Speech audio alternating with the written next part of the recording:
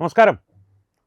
നമ്മുടെ മലയാളത്തിലെ മുഖ്യധാരാ മാധ്യമങ്ങളിലൊന്നും പ്രേക്ഷകർ കേട്ടിരിക്കാൻ സാധ്യതയില്ലാത്തൊരു വാർത്തയാണ് ഈ കഴിഞ്ഞ ദിവസം, അതായത് ഇന്നലെ ശനിയാഴ്ച ബക്രീദിൻ്റെ ആഘോഷങ്ങളുടെ തുടർച്ചയായിട്ട് ഉത്തർപ്രദേശിൽ ഗാസിയാബാദിൽ ഖോഡ പോലീസ് സ്റ്റേഷൻ അതിർത്തിയിൽ ലക്ഷപ്രിയ വിഹാർ എന്നൊരു സ്ഥലമുണ്ട്.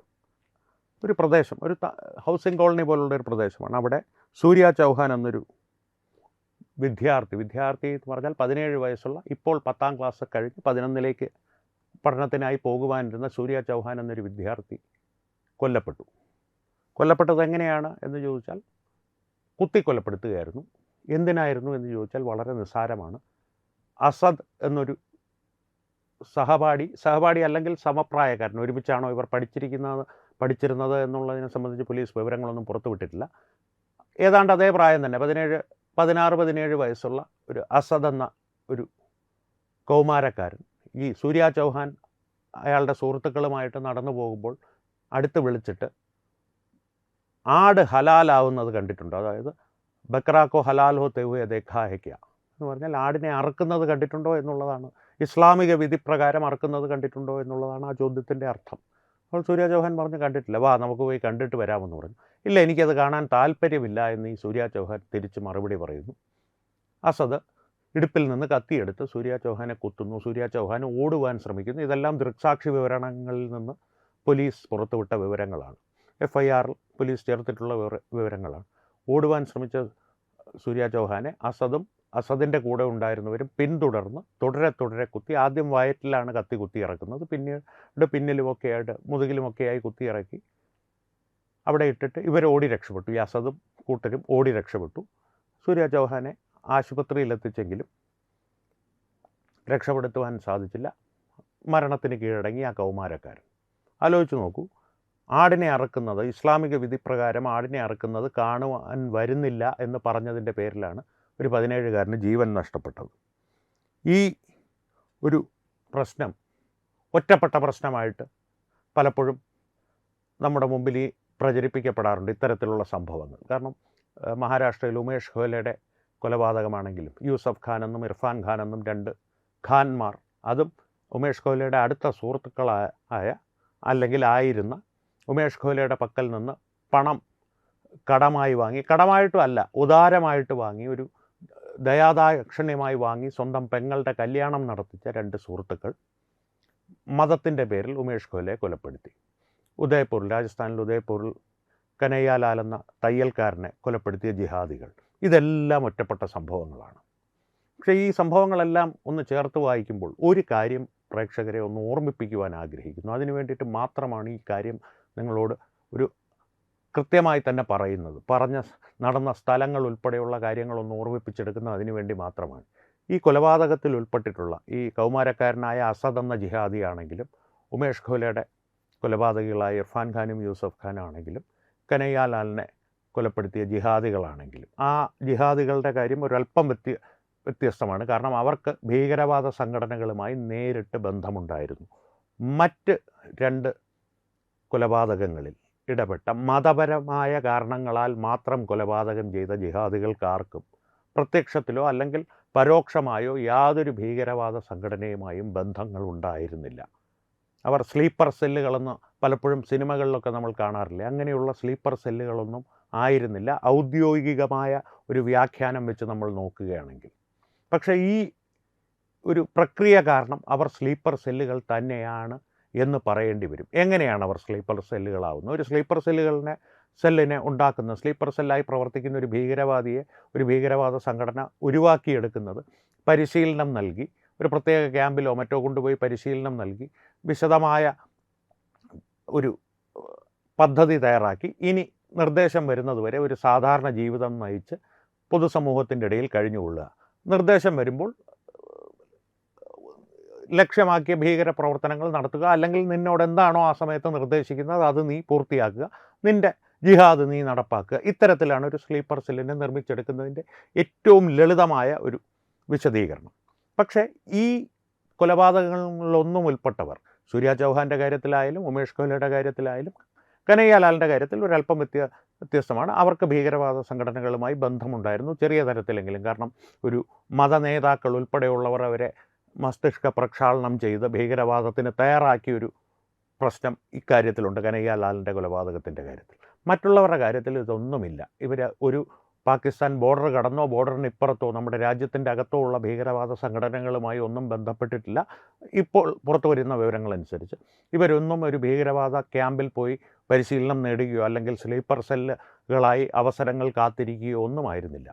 പെട്ടെന്നുണ്ടായൊരു വികാര വിക്ഷോഭവുമല്ല. പക്ഷേ കാലങ്ങളായി അവരുടെ ഉള്ളിൽ ഈ സ്ലീപ്പർ സെല്ലുകളായി, പൊട്ടൻഷ്യൽ സ്ലീപ്പർ സെല്ലുകളായി യാതൊരു മെനക്കേടുമില്ലാതെ, യാതൊരു കർമ്മവും ചെയ്യേണ്ടാതെ ഭീകരവാദ സംഘടനകൾക്ക് നമ്മുടെ ഭാരതത്തിനുള്ളിൽ ലഭ്യമായ ജന്മനാ ഉള്ള സ്ലീപ്പർ സെല്ലുകളായി ഇവർ പരിണമിച്ചിരിക്കുന്നു എന്ന് വേണം മനസ്സിലാക്കാൻ. ഇത്തരത്തിലുള്ള പ്രവർത്തികളെല്ലാം ചേർത്ത് വായിക്കുമ്പോൾ, ഇത്തരത്തിലുള്ള സംഭവങ്ങൾ ചേർത്ത് വായിക്കുമ്പോൾ. അല്ലാതെ ഇതിന് മറ്റൊരു വിശദീകരണമില്ല ദൗർഭാഗ്യവശാൽ. കാരണം ഈ അസദ് എന്ന് പറയുന്ന വ്യക്തി എങ്ങനെയാണ് ഇത്തരത്തിലൊരു മാനസികാവസ്ഥയിലേക്ക് എത്തുന്നത്? അദ്ദേഹത്തിൻ്റെ കൂട്ടുകാരും ഈ ചെറുക്കൻ്റെ കൂട്ടുകാരും ഈ കൊലപാതകത്തിൽ പങ്കെടുത്തു. കാരണം സൂര്യ ചൗഹാൻ ഓടിയപ്പോൾ പിന്തുടർന്ന് കുത്തിയതിൽ ഈ അസദിൻ്റെ കൂട്ടുകാരും ഉണ്ടായിരുന്നു. ആദ്യം കുത്തിയത് അസദാണെങ്കിൽ പോലും അത് ചെറുപ്പകാലം മുതൽ ആ തലച്ചോറിലേക്ക് കുത്തിവെക്കുന്ന മതം എന്ന വിഷമാണ്. ആ വിഷം തന്നെയാണ് കുത്തിവെക്കുന്നത്. അല്ലെങ്കിൽ ഇത്തരത്തിലൊരു കൊലപാതകം, ആടിനെ അറക്കാൻ വരുന്നത് കണ്ടില്ല എന്ന് പറയുമ്പോൾ, ആഹാ നീ ഞങ്ങളുടെ ഒരു മതാചാരത്തിനെ അപമാനിക്കുന്നു, അല്ലെങ്കിൽ ഇതിനെതിരെ പ്രവർത്തിക്കുന്നു, അത് കാണാൻ നിനക്ക് ഇഷ്ടമല്ലേ എന്നുള്ളൊരു തോന്നലിൽ ഞങ്ങളുടെ മതാചാരം എന്തോ വലിയ വിശിഷ്ടമായൊരു കാര്യമാണ്, അതിനെ ഏതെങ്കിലും ഒരു തരത്തിൽ ഇകഴ്ത്തുന്ന, അല്ലെങ്കിൽ ഇകഴ്ത്തുക പോലും വേണ്ട, അതിനെ അവഗണിക്കുന്നവരെ കൊലപ്പെടുത്തണമെന്നുള്ളൊരു മാനസികാവസ്ഥ ചെറുപ്പത്തിലെയുള്ള വിഷലിപ്തമായ മതപഠനത്തിലൂടെ അല്ലാതെ ഒരു മസ്തിഷ്കത്തിൽ ഉറച്ചു പോകില്ല എന്നുള്ള കാര്യം ഉറപ്പാണ്. വീണ്ടും ആവർത്തിക്കുന്നു, 16-17 വയസ്സേ ഉള്ളൂ ഈ അസദ് എന്ന ജിഹാദിക്ക്. ഇർഫാൻ ഖാൻ്റെയും യൂസഫ് ഖാൻ്റെയും കാര്യം കുറച്ചും കൂടി ഒരു മുതിർന്ന ആളുകളായിരുന്നു എന്ന് വേണമെങ്കിൽ നമുക്ക് പറയാം. പക്ഷേ മുതിർന്നത് എന്ന് പറയുന്നത് അവർ ശരീരം കൊണ്ട് മാത്രമേ മുതിർന്നിട്ടുള്ളൂ. മനസ്സുകൊണ്ട് അവർ ഈ അസദിനെ പോലെയുള്ള മസ്തിഷ്ക പ്രക്ഷാളനം ചെയ്യപ്പെട്ട വിഷലിപ്തമായ മനസ്സോടുകൂടി ജീവിച്ചിരുന്ന ജിഹാദികൾ തന്നെയായിരുന്നു. കനയ്യലാലിനെ കൊന്നവർ കുറച്ചുകൂടി. കാരണം ഇത്തരത്തിലുള്ളൊരു സാഹചര്യത്തിൽ നിന്ന് ഉയർന്നു വന്ന് ഭീകരവാദികളുമായി ബന്ധപ്പെട്ട് യഥാർത്ഥത്തിലെ വ്യാഖ്യാന പ്രകാരമുള്ള ഒരു ചട്ടപ്പടി വ്യാഖ്യാനത്തിൻ്റെ കൂട്ടിനുള്ളിൽ ഒതുങ്ങുന്ന ഭീകരവാദികളായി മാറി. ഇത്തരത്തിലുള്ള ആളുകൾ നമ്മുടെ സമൂഹത്തിൽ, നമ്മുടെ ഇടയിൽ ജീവിക്കുമ്പോൾ എന്താണ് നമുക്ക് ചെയ്യുവാൻ സാധിക്കുക?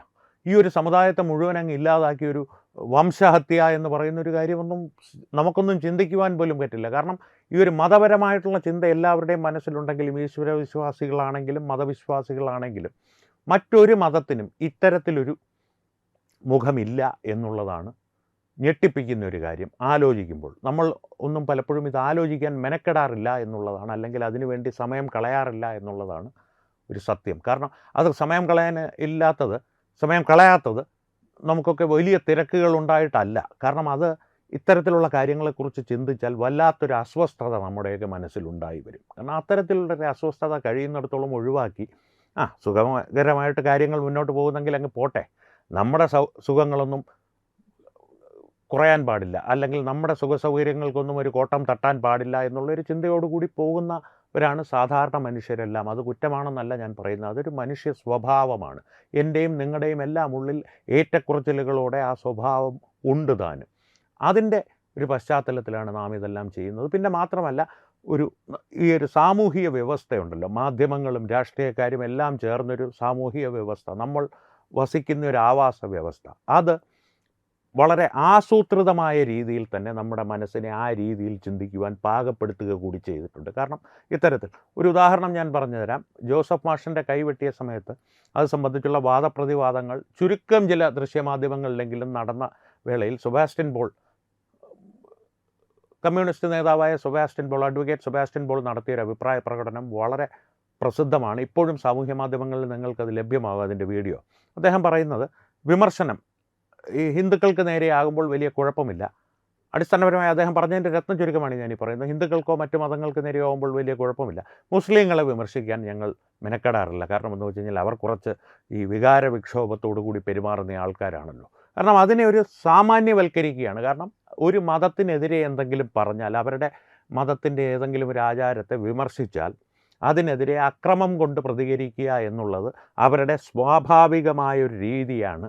അതവർക്ക് അനുവദിക്കപ്പെട്ട ഒരു കാര്യമാണ് എന്ന് നിയമത്താൽ അല്ലെങ്കിൽ പോലും സാമൂഹികമായി അവർക്ക് അനുവദിക്കപ്പെട്ട ഒരു രീതിയാണ്, അല്ലെങ്കിൽ ഒരു പ്രവർത്തന രീതിയാണ്, ഒരു ശൈലിയാണത് എന്നുള്ള ഒരു സാമാന്യവൽക്കരണമാണ് ഇതിലൂടെയൊക്കെ നടക്കുന്നത്. അതാണ് ഞാൻ നേരത്തെ പറഞ്ഞത്, നമ്മുടെയൊക്കെ മനസ്സിനെ ഇത്തരത്തിൽ വളരെ ആസൂത്രിതമായി പാകപ്പെടുത്തുക കൂടി ചെയ്യുമ്പോൾ, നേരത്തെ ഞാൻ പറഞ്ഞതുപോലെ സുഖസൗകര്യങ്ങൾക്ക് കോട്ടം തട്ടാതിരിക്കണമെന്നുള്ള ചിന്ത, ഈ പാകപ്പെടുത്തൽ, ഇവയെല്ലാം ചേർന്ന് നമ്മയൊക്കെ ഈ സൂര്യ ചൗഹാനെ പോലുള്ള കൗമാരക്കാരുടെ കൊലപാതകം, ഉമേഷ് കൊയ്ലയുടെ കൊലപാതകം, കനയ്യാലാലിൻ്റെ കൊലപാതകം, ഇവയെല്ലാം ഒറ്റപ്പെട്ട സംഭവങ്ങളായി സ്വാഭാവികമായി കാണുവാൻ പ്രേരിപ്പിക്കും. കാരണം അങ്ങനെ കണ്ടു കഴിഞ്ഞാൽ അതിനെയൊക്കെ ഒരു ദിവസത്തേക്ക് അയ്യോ കഷ്ടമായിപ്പോയി, അല്ലെങ്കിൽ ഒരു നിമിഷത്തേക്ക് ഈ ഡൂം സ്ക്രോളിംഗ് എന്ന് പറയുമല്ലോ, ഇങ്ങനെ തട്ടി മൊബൈലിൽ കാര്യങ്ങൾ കണ്ടുകൊണ്ടിരിക്കുക, ആ ഡൂം സ്ക്രോളിങ്ങിൻ്റെ ഇടയിൽ ഈ വാർത്ത കാണുമ്പോൾ കണ്ണിലുടക്കിയാൽ അയ്യോ കഷ്ടമായിപ്പോയി എന്ന് പറഞ്ഞ് കടന്നു പോകുവാൻ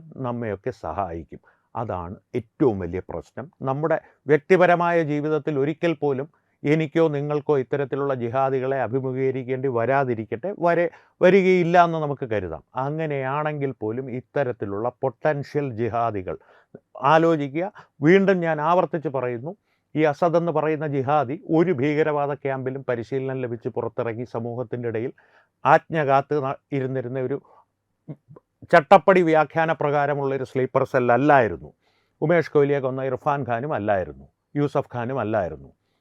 അത്തരത്തിലുള്ള വ്യക്തികൾ നമ്മുടെ ഇടയിൽ ഈ മതം അവരുടെ മസ്തിഷ്കത്തിൽ കുത്തിവെച്ച വിഷവുമായി ജീവിക്കുമ്പോൾ ഏത് നിമിഷവും പൊട്ടിത്തെറിക്കാവുന്ന, അത് അക്ഷരാർത്ഥത്തിലുള്ള പൊട്ടിത്തെറിയാകാം, അല്ലെങ്കിൽ ഇതുപോലെ കത്തിയെടുത്ത് കുത്തുന്ന. ആലോചിച്ച് നോക്കൂ, ഇത്തരത്തിലുള്ള ഒരു സംഭവം നടക്കുമ്പോൾ ആ തെരുവിൽ വെറുതെ നടക്കാനിറങ്ങി അല്ലെങ്കിൽ എങ്ങോട്ടെങ്കിലും കൂട്ടുകാരുമൊത്ത് പോയിക്കൊണ്ടിരുന്ന സൂര്യ ചൗഹാനും അദ്ദേഹത്തിൻ്റെ സുഹൃത്തുക്കളും, അസദും അയാളുടെ സുഹൃത്തുക്കളും, ഈ അസദിൻ്റെയും സുഹൃത്തുക്കളുടെയും പക്കൽ ഈ കത്തി എങ്ങനെ വന്നു? സ്വാഭാവികമായി വൈകുന്നേരം നടക്കാനിറങ്ങുമ്പോൾ നമ്മുടെ കുട്ടികളൊക്കെ കത്തിയും ഇടുപ്പിൽ തിരികൊണ്ടാണ്, അല്ലെങ്കിൽ എന്തെങ്കിലും മാരകായുധങ്ങൾ ഇടുപ്പിൽ തിരികൊണ്ടാണോ പോകുന്നത്? അതാണ് ഞാൻ പറഞ്ഞത്, മതം കൊണ്ട് അത്തരത്തിൽ പാകപ്പെടുത്തിയെടുക്കപ്പെട്ട ഒരു മനസ്സാണ്, വിഷലിപ്തമായ മനസ്സാണ് ഇത്തരത്തിലുള്ള പലരുടെയും ഉള്ളിലുള്ളത്. ആ മനസ്സുമായിട്ടാണ് അവർ നമ്മുടെ സമൂഹത്തിൽ, നമ്മുടെ ഇടയിൽ ജീവിക്കുന്നത്.